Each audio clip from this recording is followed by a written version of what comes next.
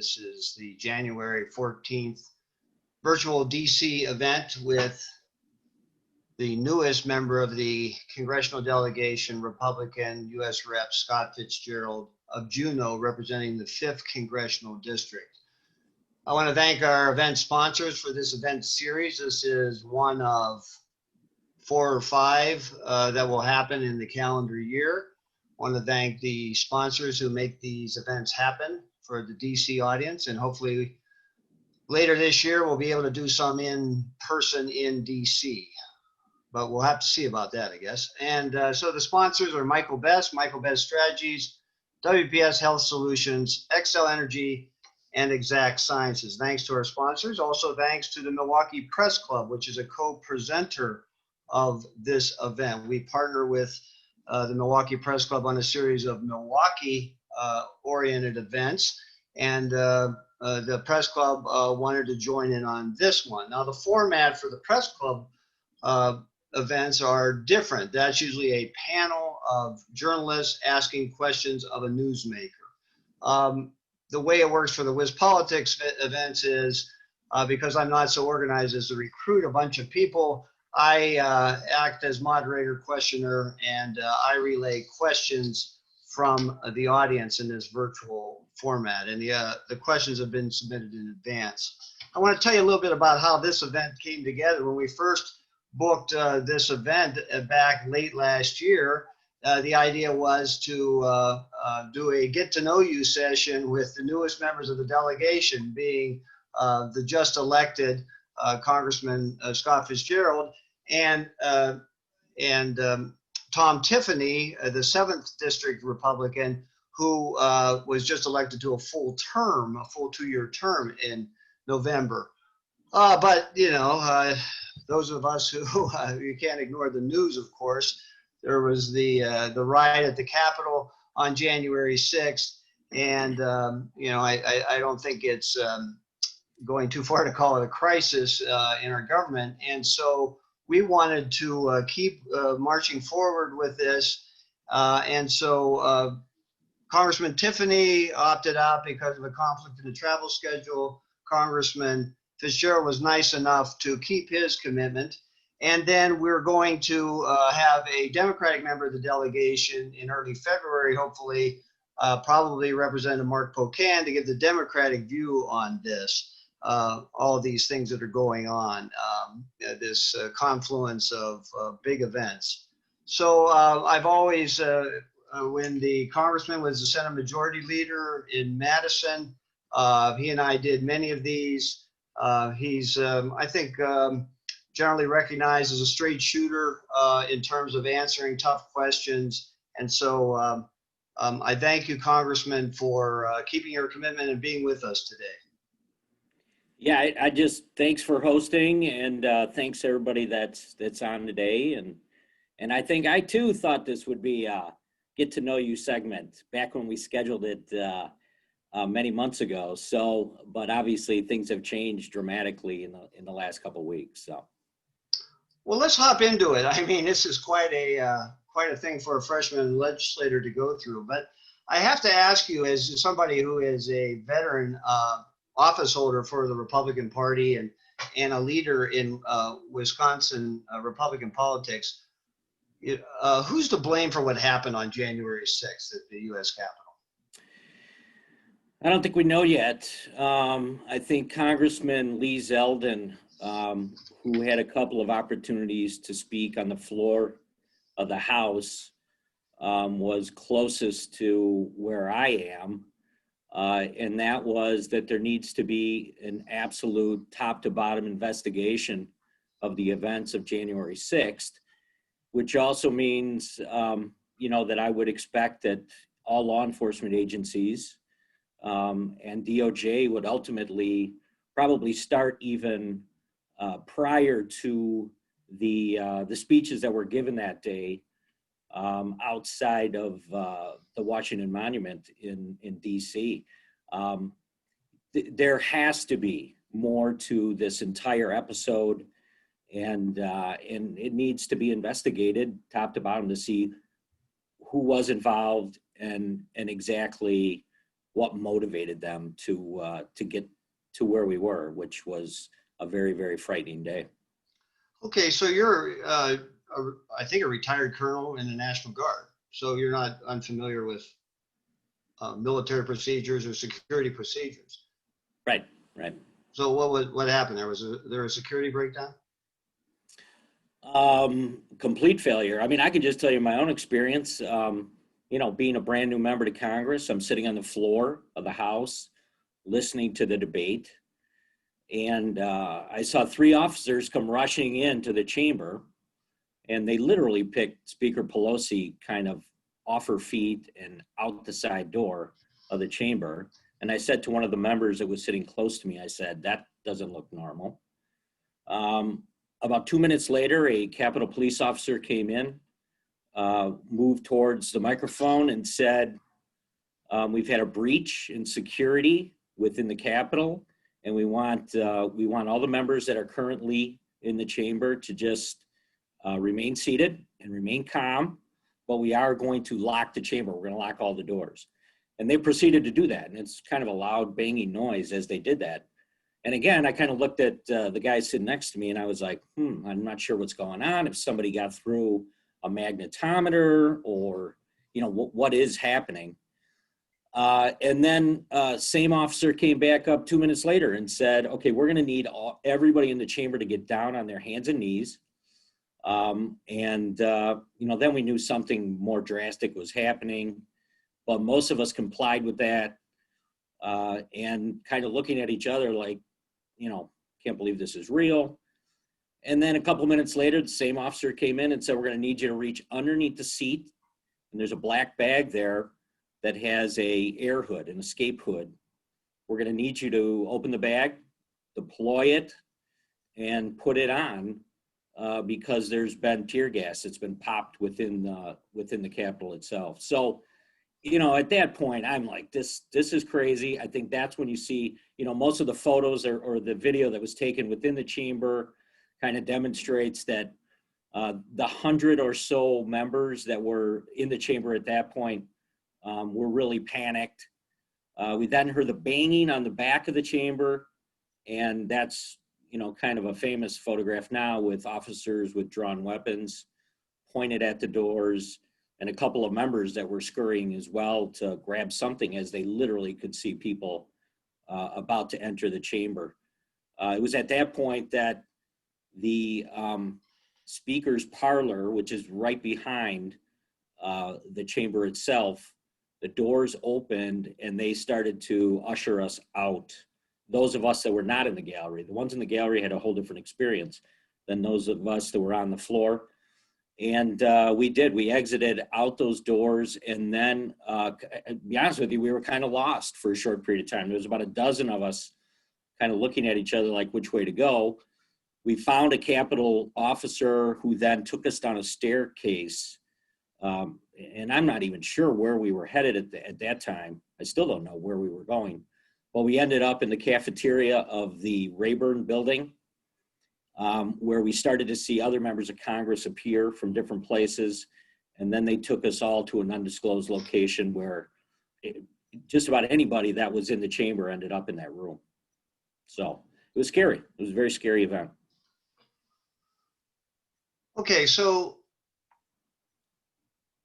when I ask who's to blame, I thought you might mention President Trump. McCarthy yesterday, your leader on the floor, said, quote, "The president bears responsibility for Wednesday's attack on Congress by mob rioters." Do you agree with him? After going back and looking at the video, because I did not see the speech and I had not seen some of the other previous speakers, and including members of Congress, Donald Trump Jr., Eric Trump, certainly, those that led up to the president's speech absolutely contained, excerpts of, and how much of that was off the cuff. It looked like a lot of it was off the cuff.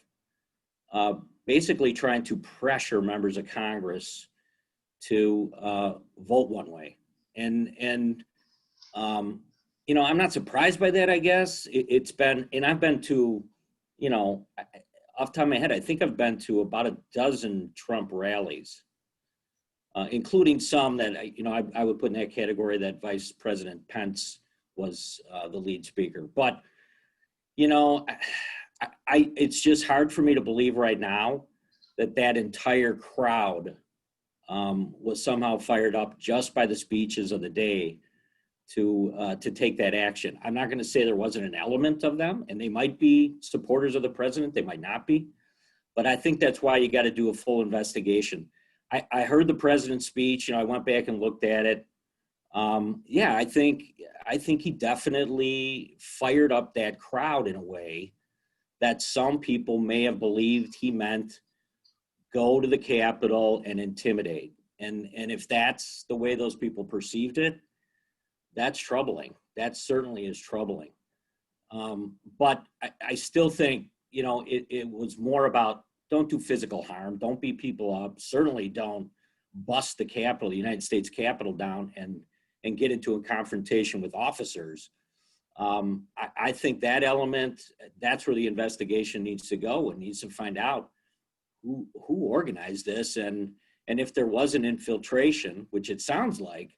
I mean, there's still some theories out there that not only was it pre-planned, but there was cooperation from some law enforcement prior to the day the speeches were delivered. That's absolutely troubling and disturbing, and those individuals need to be dealt with by legal authorities and charged. Okay, so the president did say go to the Capitol, march to the Capitol. He did, and many times, I guess, like you said, being a seasoned legislator, oftentimes you'll have a group of people, they'll come together, they'll have a rally, or organize to go out and somehow put pressure on legislators. And sometimes that can be just showing up in an office.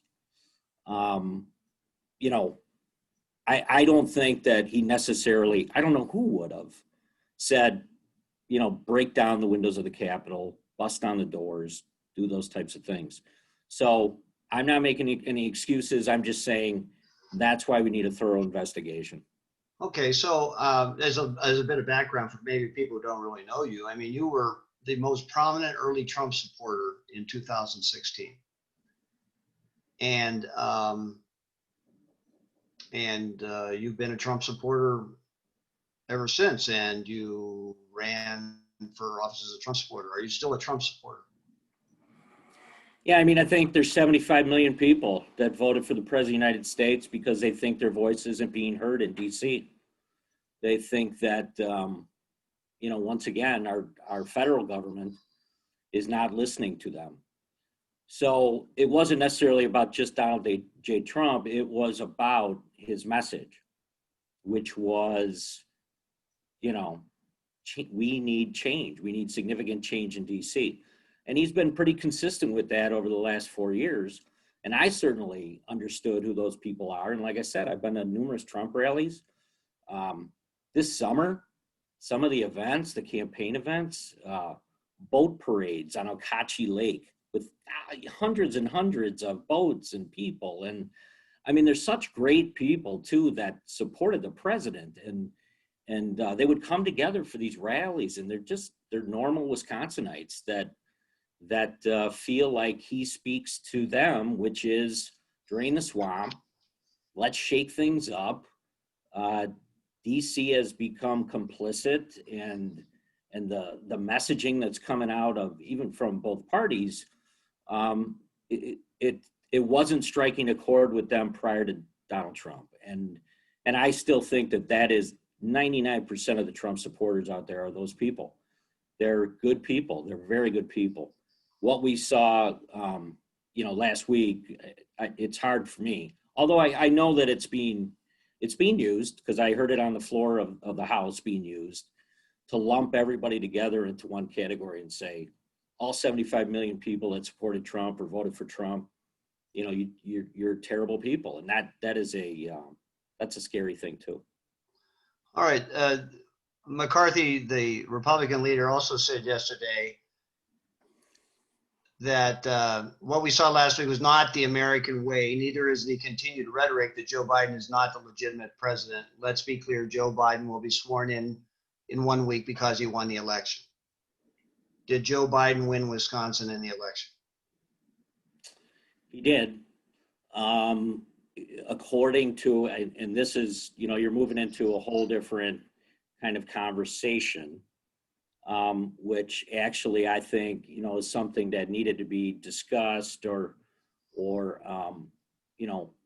kind of analyzed before what happened on January 6th. So, and I think most of us in the chamber that had that discussion and voted not to certify some of the other states feel like, we had a very good open debate. And I'll say this, we also had a very good open discussion in the Republican conference before the debate happened on the floor of the House. Now we're talking about, I just want to make sure, I'm sorry to interrupt you. I want to make it, I think you're talking about after the riots on the 6th, then the vote that night on the Electoral College, on the certification of the Electoral College vote. That's what you're talking about now, right?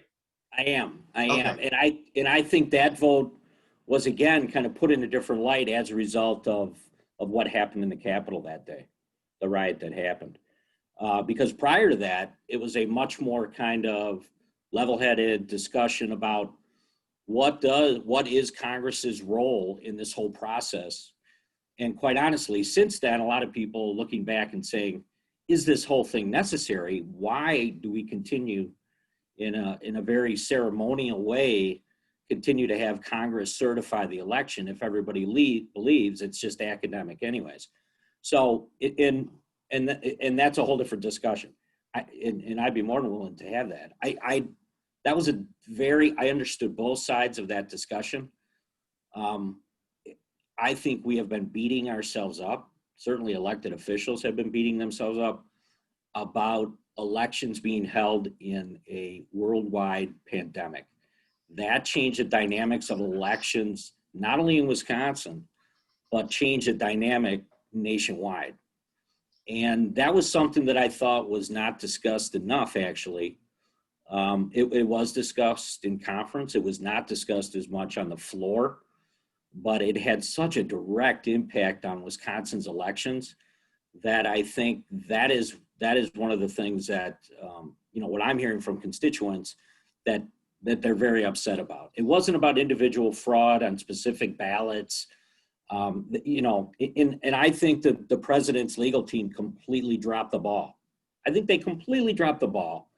And we're making arguments that quite honestly couldn't be substantiated and should not have. I'm not saying it doesn't happen. I'm just saying, from a legal perspective, they did not focus on the pandemic. They did not focus on the impact it had on elections.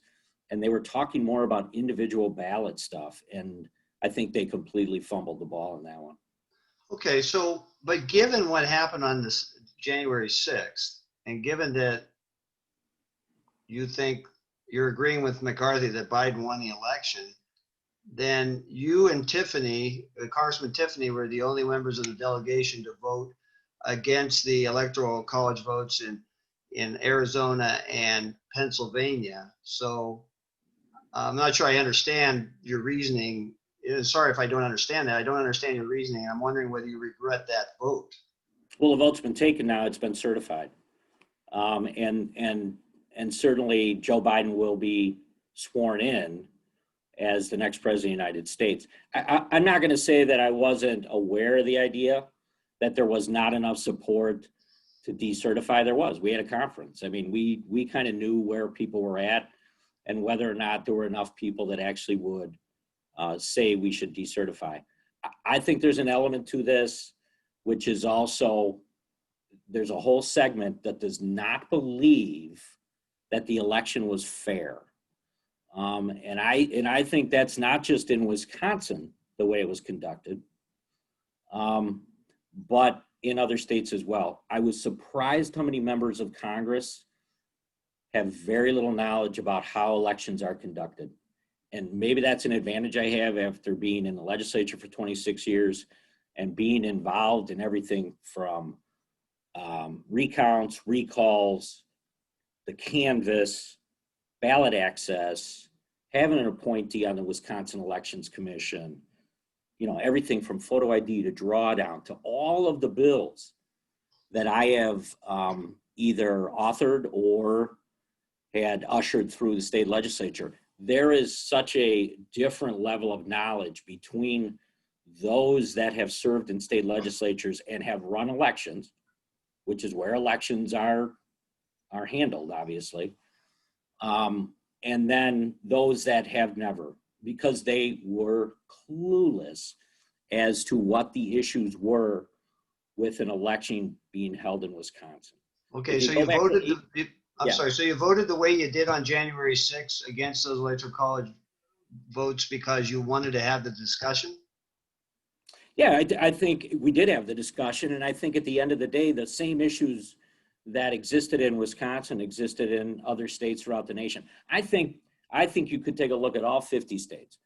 The leeway that was granted, to the many different levels of those that administer elections was affected by the pandemic, and the examples of that are overwhelming. So I still believe, as we sit here today, that the full results of the election that happened, whether it was at the legislative level, congressional, or statewide, the totals, the numbers were affected directly by decisions made at other levels, by clerks, by the Wisconsin Elections Commission, certainly by the courts. I think you can say the Western District of Wisconsin, significant changes made there. So I would sit here today again and say, I look at just the 5th Congressional, 77,000 more people voted in this election than did 4 years ago. That doesn't just happen for no reason. I mean, there is a significant shift statewide in the amount of ballots cast. And those ballots, for the most part, came out of absentee voting. And I think you can say right now that those guidelines, some of the clerks exceeded statute and legislative intent when they made those decisions. So, like I said earlier, I don't want to beat everybody up. I don't want to beat the legislature up or the courts. I'm just saying this has to be examined and it has to be scrutinized because we're getting ready for a February primary and an April election. And we are still going to be in the middle of a pandemic. And this is a huge issue, not just for Wisconsin, but every state in the nation.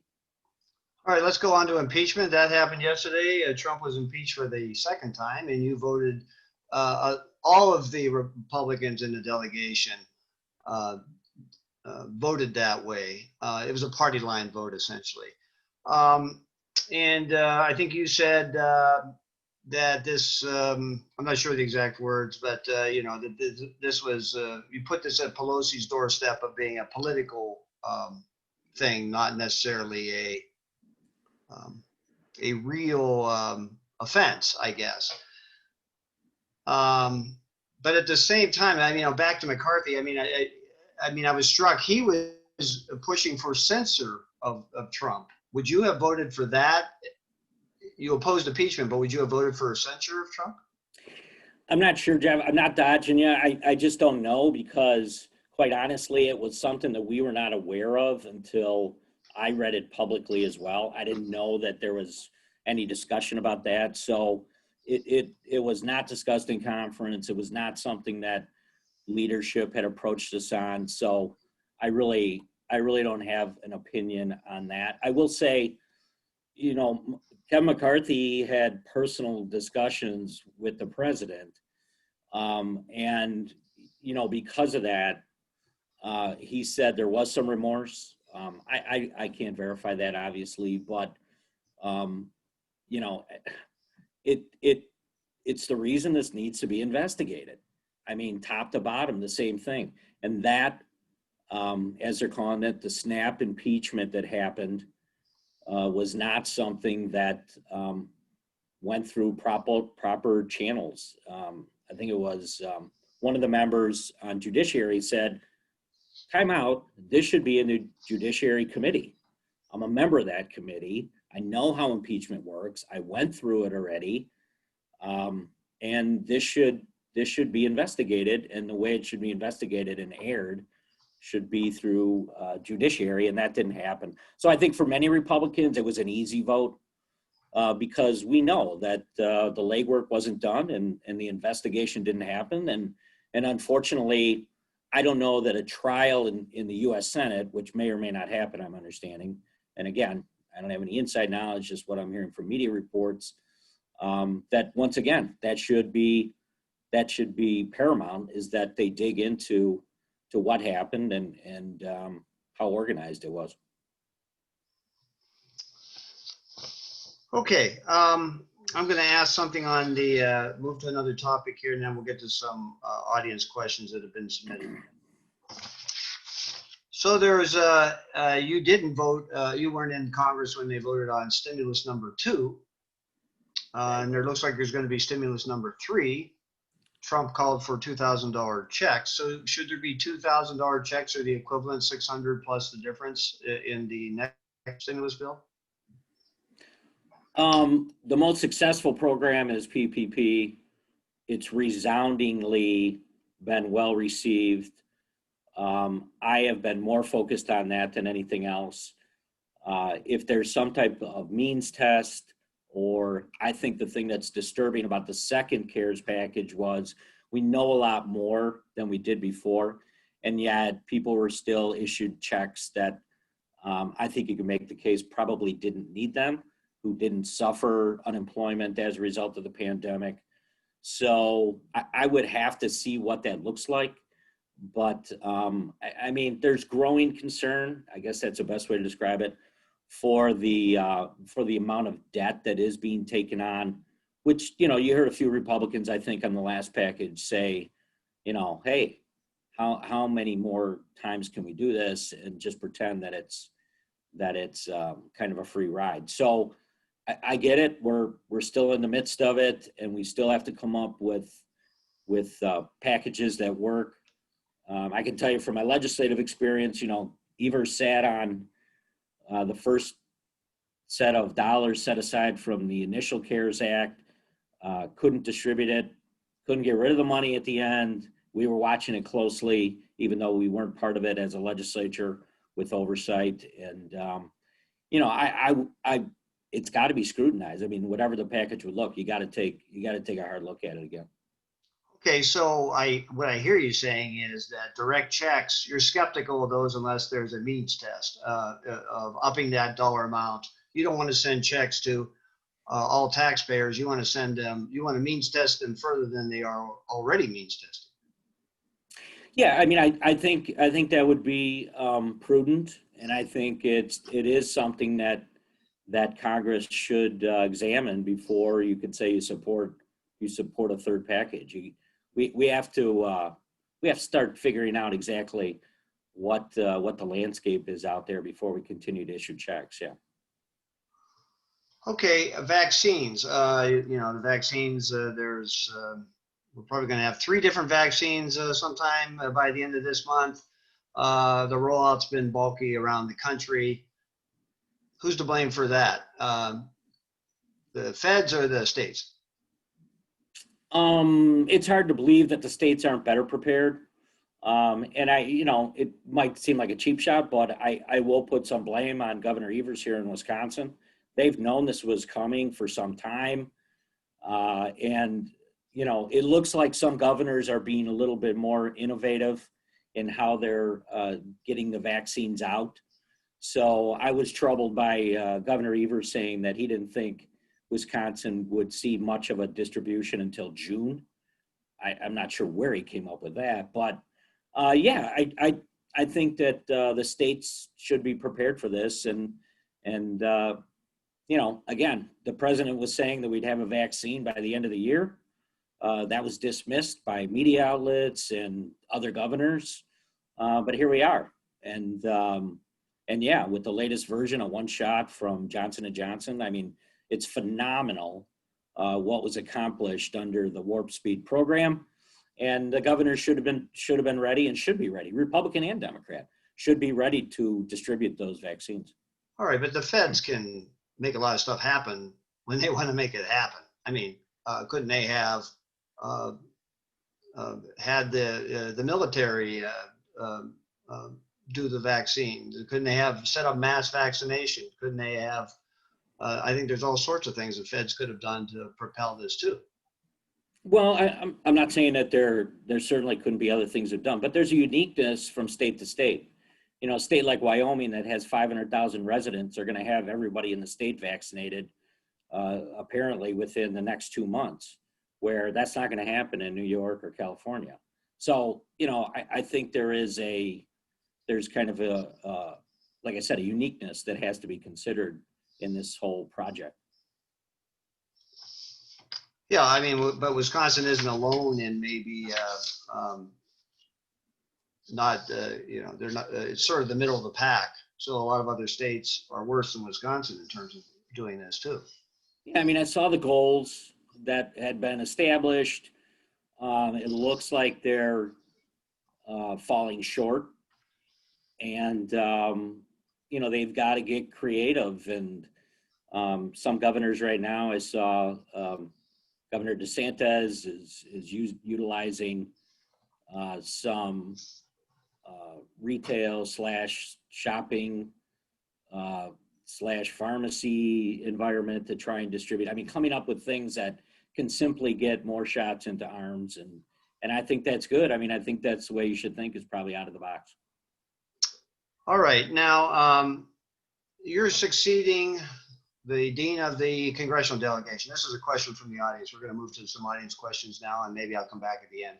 But anyway, you're succeeding Congressman Jim Sensenbrenner. He was the dean of the congressional delegation.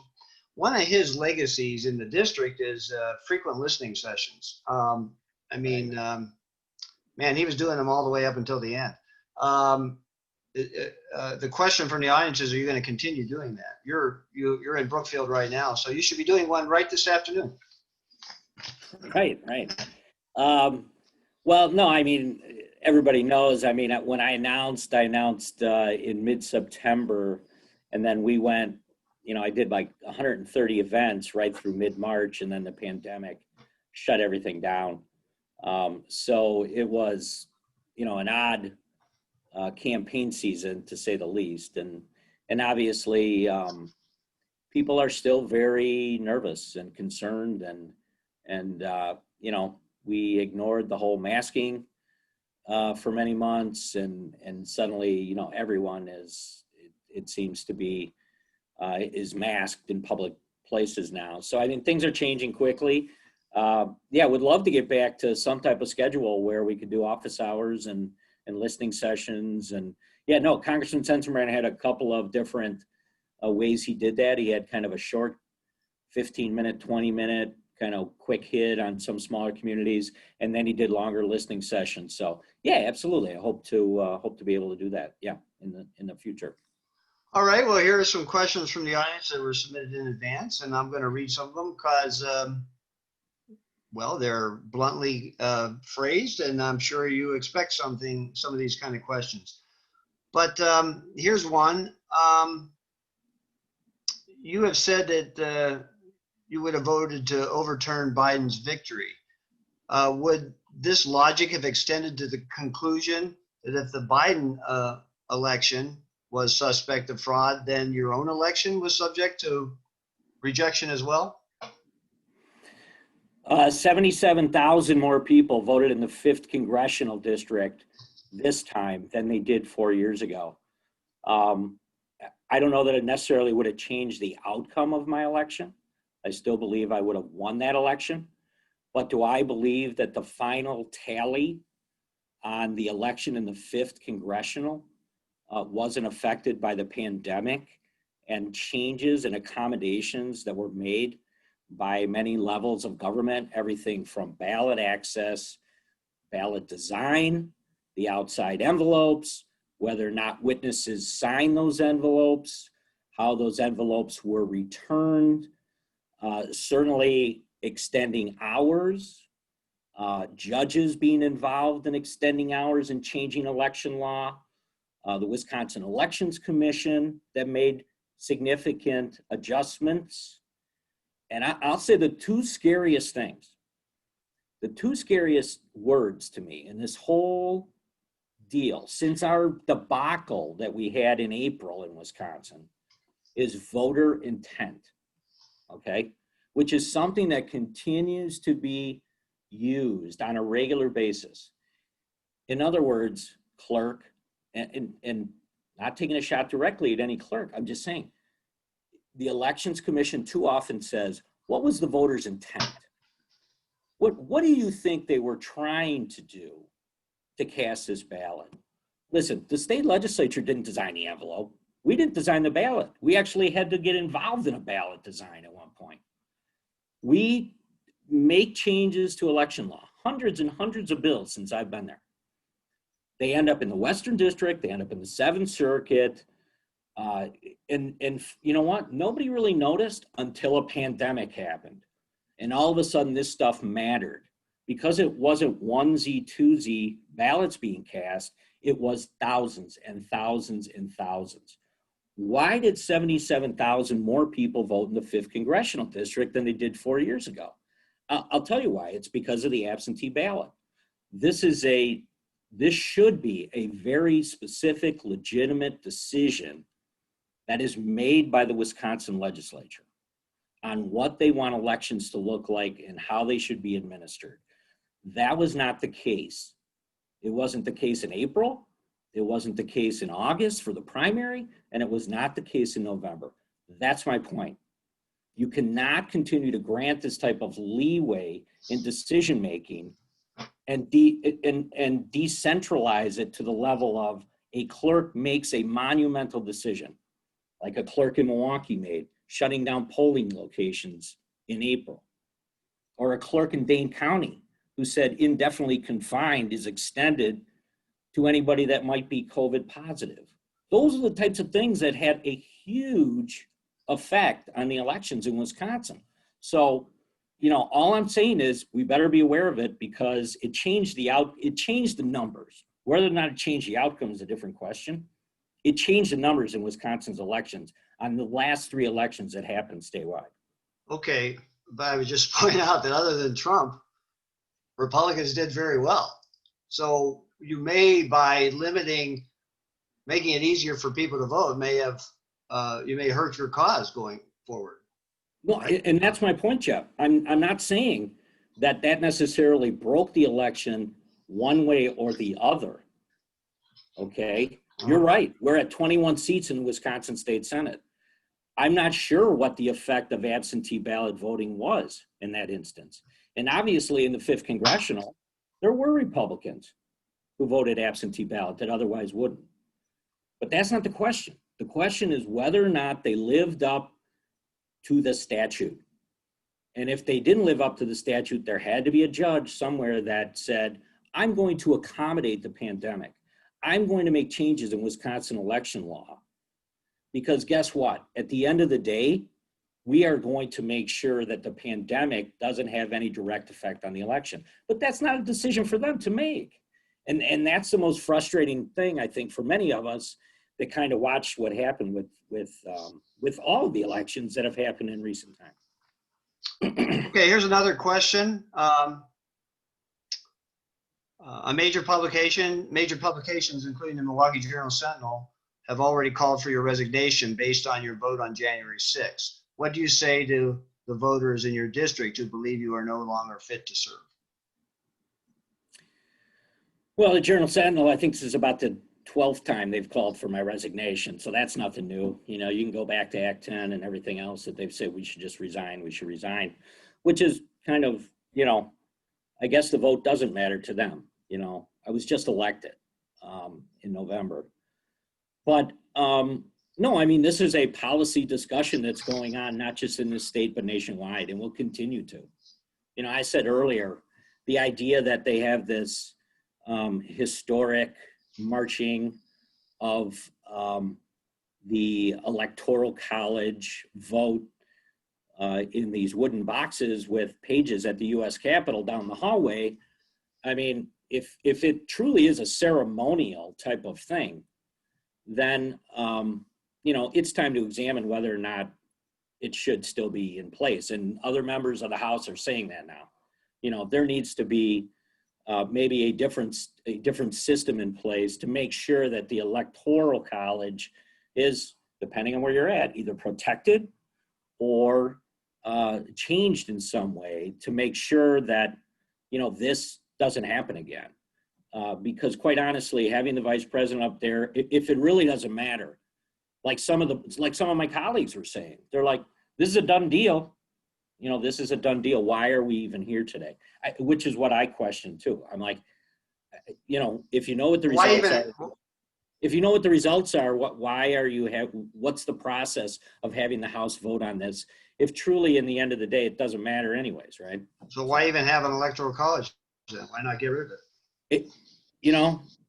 I think I understand. I don't think we're going to have a big debate on electoral college today, but I think I understand what the electoral college protects. That's not my point. My point is whether or not we need that January 6th date to actually go through this process with the vice president of the United States. I'm not sure. And Biden had to shoot down objections last time.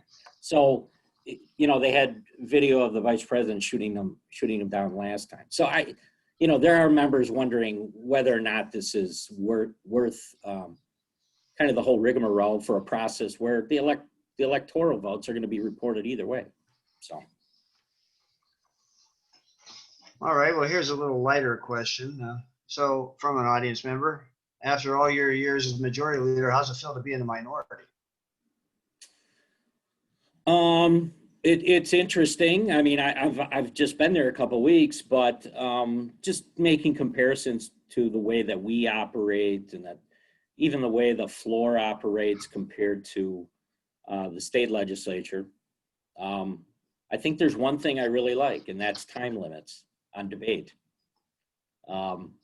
It's odd for me to see somebody say, I grant the gentleman from such and such a state 2 minutes. I'm used to sitting there and literally allowing people to talk as long as they want until they can't talk anymore.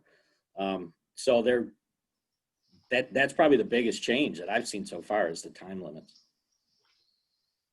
So what are your priorities? You've got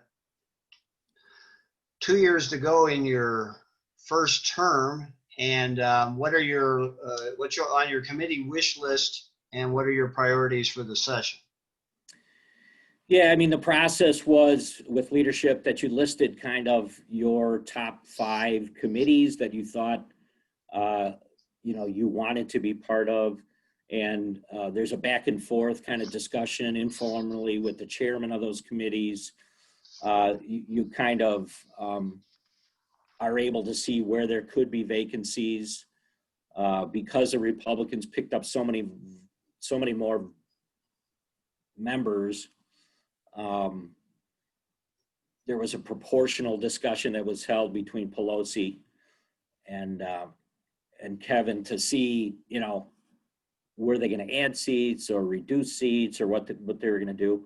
Because of the events, that has all been delayed. So we don't know exactly where we're at, but I did list financial services. Wisconsin's always had a history of having a significant number of members there because of the makeup of the state and the business community.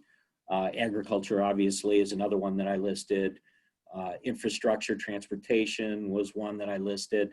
But I really don't have any more information as we sit here today as to where that process is or when we're going to find out if in fact we were able to gain one of those slots. I've had good discussions with the chairs of those committees, and everybody was very optimistic. And I like to think that, I've been told this because of my experience in the legislature that, that's a consideration. So that'd be great. As a 57-year-old freshman, it'd be great to have a little bit of credit there, and hopefully that will put me in a good spot. So but I don't have any more information as we sit here today. Right, but what sort of priorities do you want to bring? I mean, again, quarter century in the Wisconsin legislature, many years as the majority leader. And so, you know, what ideas are you bringing? What priorities do you want to, what marks do you want to make here in the first term? I mean, on the leadership side, I have had serious discussions with Whip Scalise, with the ranking member of some of the committees about, and not just me, but the other freshmen that have legislative experience, about how can is there a role for us in working with the conference itself to kind of bring freshmen into the fold and work with the more senior members? And they said there is. So I've been a lot of discussions with Steve Scalise on trying to find a role there. On the side of just being a member, you know, a lot of the discussion has been in and around, you know, what are the things that Wisconsin needs, and what are the things you could help Wisconsin with as a member of Congress. And because we've got a really diverse economy here, there are a lot of niche areas that you can be helpful on and represent Wisconsin well. And not just the committees that I mentioned, but there are some other things that kind of present themselves, maybe, you know, that people aren't as aware of. And then my military experience, you're right, I had 27 years of both Guard and Reserve and some ADT. And so it's another thing. I will say this, kind of interesting, but that part of my resume seems to carry more weight in DC. You know, it's something that a lot of people bring up with me that I wasn't really used to. I mean, people knew that, I think, in the state legislature that I had served and retired as lieutenant colonel. But out there, it seems to, it garners more attention, and that's great. And that may play a role to where I end up as well. Sorry, I got the rank wrong, lieutenant colonel. That's important to note. Yes. Okay. Well, let me bring up an issue: infrastructure. You know, there's a lot of talk, you know, that since Democrats are going to control the White House and Senate and the House, that a big infrastructure bill, which had been promised during the Trump administration but never really materialized, that it could actually happen. What's your betting on that, and what do you think Wisconsin could get out of that? I said I had an open mind when I was a candidate running for this seat. I said, you know, what I've seen kind of at the state level is frustration in that there has to be a significant investment in infrastructure. You know, of course, it goes right to what's the funding source or what could you support. I'm not going to answer that because I don't know. I don't know what the options are for a federal program like that. I mean, I wouldn't say that, you know, just like we did in the state budget this last time, we increased vehicle registration and you know, some other smaller revenue streams, and you know, we got the caucuses there and they supported that. So I would never rule anything out, but it sounds like there is an infrastructure package coming, absolutely, and we'll see how significant it is, I guess. Okay, federal gas taxes haven't been raised in I don't know, 30 years maybe. Okay, what better time to raise gas taxes when gas is as cheap as it's been in I don't know, 2 decades. I don't know. It's as cheap as I can remember. So why not raise the federal gas tax?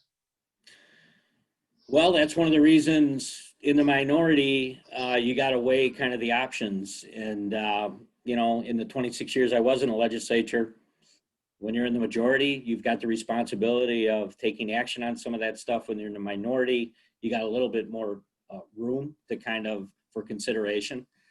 So I'd like to see what they're talking about before I say, yes, I would support it. No, I wouldn't. I don't know what they're talking about. If they're talking about a penny or if they're talking about a dime, I don't know. I don't know what they'd be talking about. And that would play into whether or not you could support something like that and what the impact would be and whether or not Wisconsin's getting its fair share. You know, I mean, that's always been an issue for us. And I think we'll continue to be well aware of that as a state legislature. Yeah. This calls to mind, the Wisconsin way, so to speak, for the congressional delegation. Because we're a small Midwestern state, the congressional delegation, I think, for the most part, has practiced the what can we do for Wisconsin together kind of thinking. I'm not saying there hasn't been personality conflicts and breakdowns in this. I mean, I think we've heard stories and whatnot, but I think I go back to when Obie and Sensenbrenner were there, and how they were able to set aside a lot of these partisan passions and get her done for Wisconsin. So I'm wondering, what's your feel for the current um, delegation mood on those kind of things, and how would you help it with that? Well, obviously, two of them I know very well. Serving with Congressman Grothman for a number of years. He was my assistant leader for a number of years on the floor of the Senate. So I know Glenn really well. Tom Tiffany, literally spoke to him yesterday at length about some stuff. So, and then have known Brian Stile for many years, but, haven't had to interact directly with him other than at, kind of some of the Republican political stuff. But, great guy, very thoughtful, been very helpful to me. If I have a question about something and how it works, been calling Brian on a regular basis. And Mike Gallagher too. It's kind of the same thing, where I've known Mike kind of not, personally, but I think that's starting to happen as we spend more time together. And so the Wisconsin delegation, I think, is strong, and we've got some good experience and some young guys that know kind of the ropes now and know what they're doing. So yeah, I hope that works. I saw Representative Moore. I saw Gwen Moore, who I served with on the Finance Committee. Didn't have an opportunity to really talk with her at length, but that's kind of interesting because Gwen and I had a relationship sitting next to each other, and God bless him, Ted Canavas sat next to us as well. We had some really good times on the Finance Committee. But, and then Mark Pocan, who I've seen a couple of times, same thing. We haven't had time to really chat. And Ron Kind's office is right next to mine. So I've seen Congressman Kind a couple of times. I'm going to bring it home with this. The audience questions were great. Thank you. And they can maybe ask you at an in-person listening session one of these days. But I want to take it home with this. Again, you've been a leader in the Republican Party in Wisconsin for quite a long time, and interacted on a lot of the major platform agenda items that the party stands for in Wisconsin. And I'm wondering what's your view on the party going forward? Is it going to be a pro-Trump party? Is it going to go in a different direction? What's your sense for what's going to happen? What's the future of the state and national Republican Party? Oh, the Trump voter, like I said earlier, is not necessarily a Republican voter. There is a mix out there of those that supported the President of the United States in 2016 and again right now, that don't identify with the party. They identify with the ideas, which is change Washington, D.C., make significant change. We don't like kind of the going along, get along strategy that was deployed for many years by both sides of the aisle, and I talk to these people all the time. They're just like, Washington isn't listening to us, which is probably how we got an outsider in the first place. I mean, it's kind of ironic that, I think that Donald J. Trump, part of who created him was the inaction in Washington, D.C., and for how many years did we all hear all the actions at the state level, everything in D.C. is gridlock. It was true. And I think what a lot of people said was, you continue to tax us, you continue to tell every American that what we're doing is right, whether it was in all the themes that Trump used at his disposal to get people to follow him, and we would be fools if we didn't try and incorporate and bring those people into the Republican Party. I know I'll never be able to kind of create that type of relationship artificially. It's got to be there because it's real and because people believe in you, and that's why 75 million people voted for him. And I think that's a big threat to the Democrats, which is why another reason, political reason, another reason that they went for a second impeachment. I think that they're worried about the movement. I don't think they're necessarily just worried about Donald Trump. They're worried about the movement he created and how that bolstered the Republicans in a lot of these districts. Okay, but what I'm seeing, from, and not all of it is reading between the lines. I think it's apparent that some Republicans, prominent Republicans, can't wait to get back to the way it was. Yeah, I mean, without rattling off names, I think there was a little bit of political expediency with the 10 Republicans that voted to impeach. And then there's some that just cannot stand the president's personality. They cannot stand the way he kind of moves into the room and dominates. And that is something that some people will never get over. But listen, I still believe if the pandemic doesn't happen, if the economy continued to roll the way it was, that he would have been reelected overwhelmingly. But that's not the world we live in. Things change, and we have one of the most unique circumstances that we'll probably all ever experience. And as a result of that, it derailed his reelection. What does that mean in the future? Like I said, I think the Republicans hopefully can kind of capture and keep those voters, because I think it'll be a big part of moving forward. Okay, so if you're sitting on the aisle and Biden is going to give his first address to Congress, whenever that is, and he walks down the aisle, are you going to shake his hand and say, "Congratulations, Mr. President," or "I'll work with you, Mr. President," or "Gee, Trump should have won"?